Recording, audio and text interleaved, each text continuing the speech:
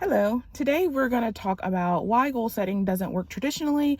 And we're going to also talk about how to create systems and how to think in a systems mindset and how I have figured out how to achieve the goals that I had. And I thought it would help you.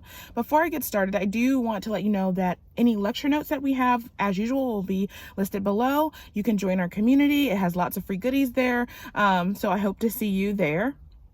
But this video, I'm going to talk a little bit about why I decided to start this video. As usual, I do have my notes as well, so bear with me with that. New Year's is coming up. It's the end of the year, and it's going to start being the time when I start seeing these videos talking about creating goals, how to make this year your year. And I remember every year I would try, and then I would get to January 3rd and start feeling hopeless and start feeling frustrated and giving up, or I would try to act on my goals. But the problem with creating goals is sometimes you don't always know the actionable steps. And so this is a way I have found to always be moving towards my goals, even when I can't see what the next step is in front of me. Now, if you want to just get down and dirty, get to the nitty gritty of how to get started, the quickest way to start is to go alone, list your problem out loud. I find to talk about it out loud is best, and then ask yourself, what do I want to do? And that kind of gets you in the mindset of what to do. I will talk about more about the process later on, but if you just want a down and dirty version, it's basically sitting and listening to yourself. But I do want to talk a little bit about why goals don't work and what are systems and how to create a system mindset. Now, goals don't work because they don't manage the process well. You'll find, like, let's say if you're losing weight, let's just say, okay, I want to lose weight. Okay, at best, you could say I want to lose 10 pounds a month. How am I going to do that? Let's say maybe I go to the gym and I take a walk and I manage my calories. Well, what part of that can you control? Because even if you go to the gym every single day, is that going to guarantee that you're going to lose 10 pounds? No. And you're going to feel defeated if you lose 9.5 pounds. You're going to feel disappointed if you lose 10 or 11 pounds and exceed your goal. You're going to now feel the pressure of having to maintain that for the next however many months and to add to that. And so the reality is, especially with weight loss, is things fluctuate, life changes, and of course, every time you start a diet is the day your life falls apart. So I found with creating systems, you are able to always move forward, even if your life is getting crazy. There have been times when I was starting to lose weight, and then I'm no longer able to do the thing that I started doing, like walking, but I was able to walk up more stairs, or life just naturally kind of aligned where the path that I was walking had more hills or whatever to compensate. But if I'm always measuring my life in goals, I would say I failed that month because I did not go to the gym. But in reality, you didn't fail because you still moved your body. You still ate according to what your body needed, even when you're sick. You didn't account for sick. You didn't account for a family member passing away, but you still were able to move towards your goals. So that's what a good system does. A system is allowing you to always move forward, even if life is crazy. It's basically playing on the universe by setting an intention and then following through with that intention. So it gives you more control. Now, one thing I do want to mention is everything in this world is a system. It is just identifying what the system is usually, I find, most people's problem. But this world is cause effect. It's not really luck, it's causational.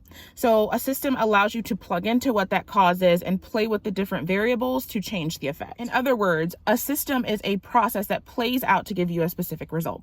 So if there's a result that you love in your life, if you maybe love your relationship with your husband, let's say, then that's a good system or system that works for you. If it is a undesirable result, it is an undesirable system or system that needs work, and basically you need to go in and you need to change the variables to change the output. I do want to mention this one thing because when people have this conversation, they talk about creating new systems. And I found most things in life do not need new systems or new ways of thought. You simply need to remove the blocks for most things in life to get where you need to get. So in other words, in this specific case, you don't need to create new systems. You just need to reprogram the existing ones. So now we're going to get into the process. So for the first step of the process, what I like to do is I like to go somewhere where I am alone. And you want to find a safe space or a space that you really enjoy being in, that you feel calm in. So early in the process, if it wasn't my home, I would go drive around in my car. If it wasn't that, I would sit in a parking lot that was mostly empty, that, I felt relatively safe in. It's important that you be alone, and it's important that you feel somewhere safe because you're going to be talking out loud. The next thing is you're going to start talking. And this is an interesting thing because this is where the name it and claim it people, or the don't speak it out into the universe people, will kind of create some friction around what you're thinking.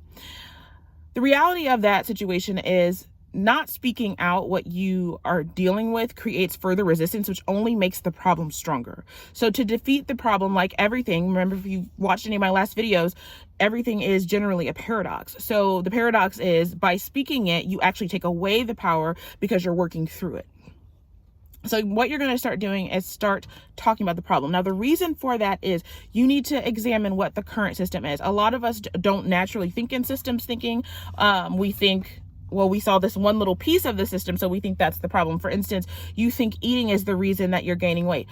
It is the effect of what the problem is that you're eating, a lot. So you need to figure out what's causing you to eat a lot. So speaking the problem allows you to hear, see, and process everything that is going on so that you can begin to see what the current system is and what you need to change about. In this case, it is very important that you follow your intuition. As you begin to speak, there will be a couple of things that'll happen. One, there'll be random thoughts that will appear in your head and you'll be like, why am I saying this? This has nothing to do with losing weight. This has nothing to do with going to the gym, but it is always linked to the original problem. So it is important that you use your intuition and you follow what you feel to say. There will be things you'll feel to go, rabbit holes you'll feel to go down, and rabbit holes you'll feel hold off. And it's very important to honor that. The next step is to begin to ask yourself, what do I want to do?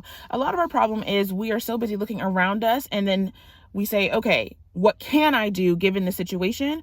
But the universe works best when you say, what do I want to do? And then allow it to change the variables. One assumption that you need to get rid of is that the obstacle cannot be removed, that you need to work around the obstacle. You need to tell the mountain to move because everything is always moving at all times. The most important step is to only move on the desires that spark joy or curiosity or make you feel like, oh, I want to see what this is like. Now, this process I realized can feel a little vague. And when I was going through it, it was really, really scary to know if I'm going on the right path or not, because everyone else seems to go by what they have to do, what they're supposed to do. And so with a system, it can be hard on a day-to-day basis to even know if you're going in the right direction. So here are some criteria that I have found to know if I'm going in the right direction before you start seeing the manifestation of what is to come. One marker of that is on a day-to-day basis, do I feel happier? Do I feel better? Do I feel more hopeful? Or at best or at worst, less depressed, less stressed out, that kind of thing. That's usually an indicator that you're moving in the right direction. Do things in your life seem to flow better? You will notice as you move through this process that everything is connected. Like I said, everything is a system. So things you thought were not connected start to flow and to move and to improve as you're improving this. And they actually start to bleed one into the other. So does your life have more flow or is it more disjointed? Do you run into serendipity more often? This is something you will notice because what you're doing is you're connecting to your internal self, which is connected to the flow of the world. When you're not listening to yourself, you're very disjointed, you're very out of sync with the world. So things feel very disjointed. They come too late, they come too early, like you miss timing. But when you start connecting to yourself, the timing aligns a lot quicker, a lot better, a lot easier. And so do you run into serendipity? One of the forms of serendipity is messages coming on time. So there'll be times when I'm driving and a sign that's been there for 20 years and I never noticed, I suddenly really notice it. Or as I'm driving, I notice maybe I hit more green lights, or maybe I'm, just certain things that we call luck is just rolling with the flow of life, or rolling with the serendipity, or rolling with the system of life as you're plugging into yourself. The other thing is, do you see small things that indicate that you're getting close to your result? Now, this was an interesting one for me. So in the terms of weight loss, what I noticed first before I ever got on a scale was I remember walking past my mirror one day and I said, I think you're getting smaller. And I immediately brushed it off. I was like, girl, you're just making stuff up. But the marker that I actually was losing weight was I put on a pair of shorts that were usually too tight, and I found that they were way, way looser than I remember them being. And so I went on and I tried all my old clothes and I was like, that didn't fit, now seem to fit. So I noticed that your brain will give you little markers before you physically see the tangible result of hey, we're here, we're doing well. And then shortly after that, you'll begin to see the actual markers that say, oh, I am doing, because I can see that the weight is gone. I can see my face looks different, and what have you. So I always like to leave you with something that is actionable. So how can you start right this very second? You go somewhere where you can be alone, where you can be comfortable. And whatever comes to mind about this particular issue that you want to tackle, I want you to speak it out loud and then begin to listen for the feelings and things that come up in your dialogue. Then, after you have felt that you've spoken everything out loud, you're going to need to ask yourself, what do I want to do? And you will notice it may not come all at once. It may not be, I want to do X, Y, Z. It may be the next step is I want to go to McDonald's now, right? It may be something as small as that. And as you move, your body will give you cues and things that you want to do that will be the very next step for you to do, if that makes any sense.